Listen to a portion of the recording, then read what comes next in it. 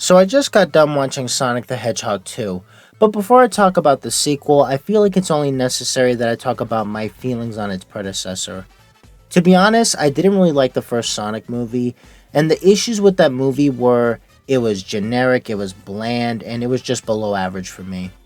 It just copies everything that Scooby-Doo, Alvin and the Chipmunks, Yogi Bear, and numerous other movies have done before it.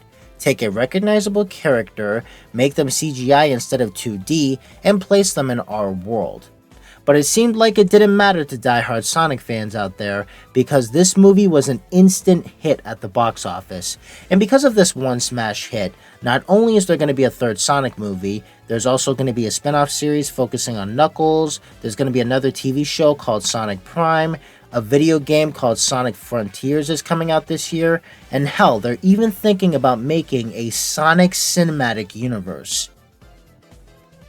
My god, you Sonic fans are eating pretty good this year. It's so hard to be a Mario fan these days. But now that I've covered my thoughts on the first installment, how does the second installment do? Does it improve on some aspects of the original, or is it just as generic as the original? Well, after watching it, it's a slight improvement. Yeah, that's right, it's a slight improvement.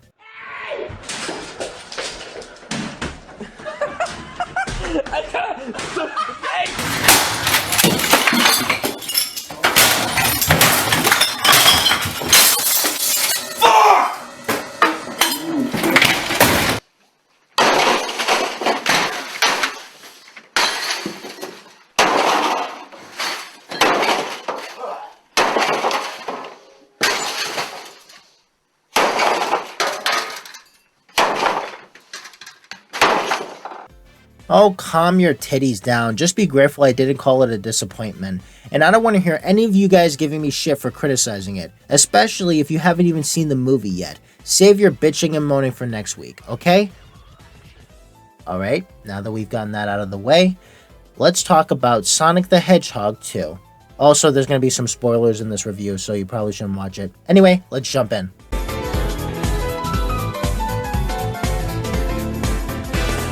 So for this installment, Sonic wants to be a superhero even though he's only 15 years old. And even when he does try to save people, he ends up causing a big mess. So this leads to Donut Lord telling him that he needs to be more responsible. I mean, they kind of did that better with the SpongeBob SquarePants movie, but whatever.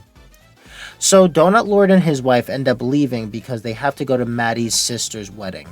You know, that woman from the last movie? Yeah, she has a whole side plot dedicated to her. I don't really care that much about it because it's mostly uninteresting. Let's just focus on the plot that matters.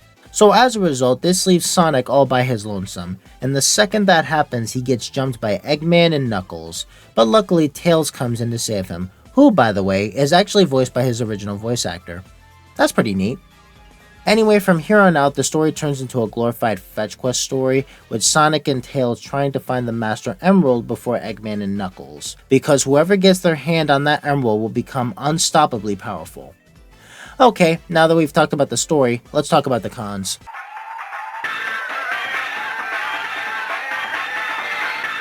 My biggest issue with the story is that, as I said before, it's a glorified fetch quest story, with Sonic and Tails trying to find the Master Emerald before Knuckles and Eggman do. And I don't know, I've just never found those kind of stories interesting. And it's probably because I'm suffering PTSD from the Rise of Skywalker, which is a movie that focuses on finding MacGuffins to take out the baddies. Yeah, but that's a movie for another day, I don't even want to talk about that one. But at least with the main plot, you have some entertaining moments here. The side plot is without a doubt the weakest part of the story.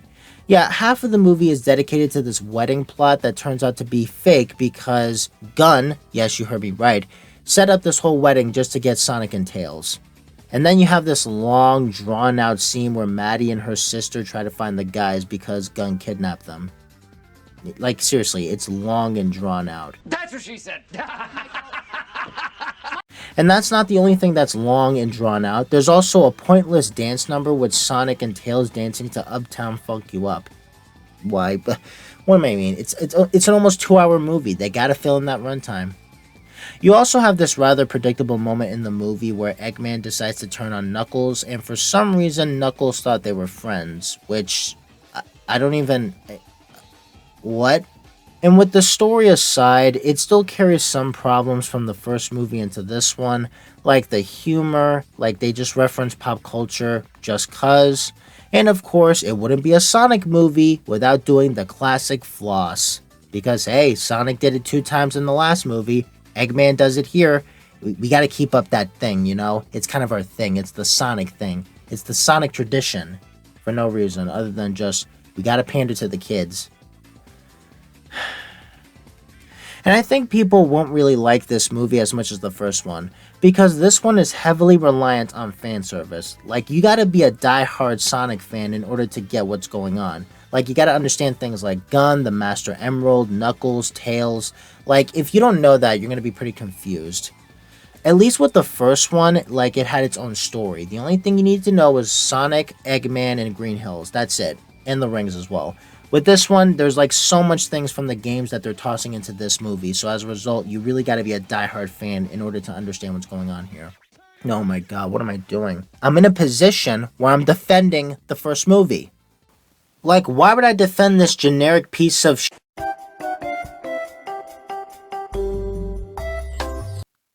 Alright, now that I'm done complaining, let's talk about the pros, because, believe it or not, there are some good things about this movie.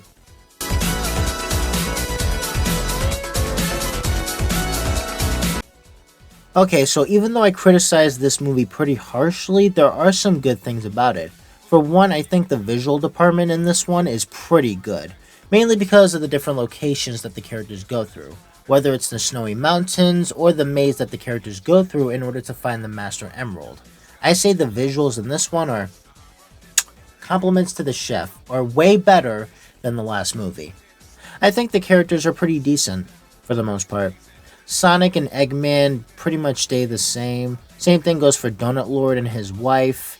Knuckles is pretty fun. Like, he's a really good inclusion in this movie. I liked his character a lot, and his voice actor, you are fucking awesome. You really captured Knuckles in this movie. And as for Tails, he's fine, even though he's basically just an exposition dump. The final battle in this movie is freaking awesome. Like, it's a massive step up compared to the last movie. Especially since it ends with... damn, I can't spoil. Fuck. Damn, I really wanted to talk about the final battle, but... watch the movie. And not to mention, it's not just the final battle that's awesome, but the post-credits scene... God damn it. Fine. I won't say anything. Listen, you guys gotta watch this movie, watch the final battle, and watch the post-credits. You will absolutely lose it. Especially if you're a diehard Sonic fan. You will be busting nuts in that theater. And as it stands as a movie, I say it does a better job of being a Sonic movie compared to the last one. The last one was just focused on copying elements from Alvin and the Chipmunks and Detective Pikachu. But with this one, I feel like it's trying to be its own thing, and I think it does a good job of doing that. Now let's hope that number 3 doesn't get all convoluted, because knowing the Sonic franchise, it very well might be.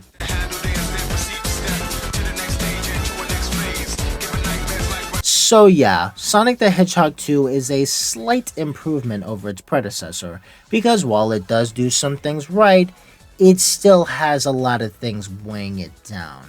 Whether it's the fetch quest story, the side plot being pointless, having some cringy moments, referencing pop culture just cause it's funny, and numerous others, I still feel like it has a lot of good to offer. The visuals in this one are absolutely breathtaking, it has good animation, the characters are decently written, and it has a better grasp of the source material than the last movie.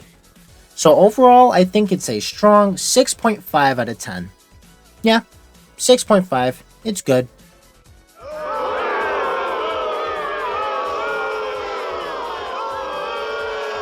Quit bitching, please. Bear in mind that this is my opinion, okay? If you guys disagree, that's absolutely fine. But don't act like a little baby just because my opinion isn't the same as yours.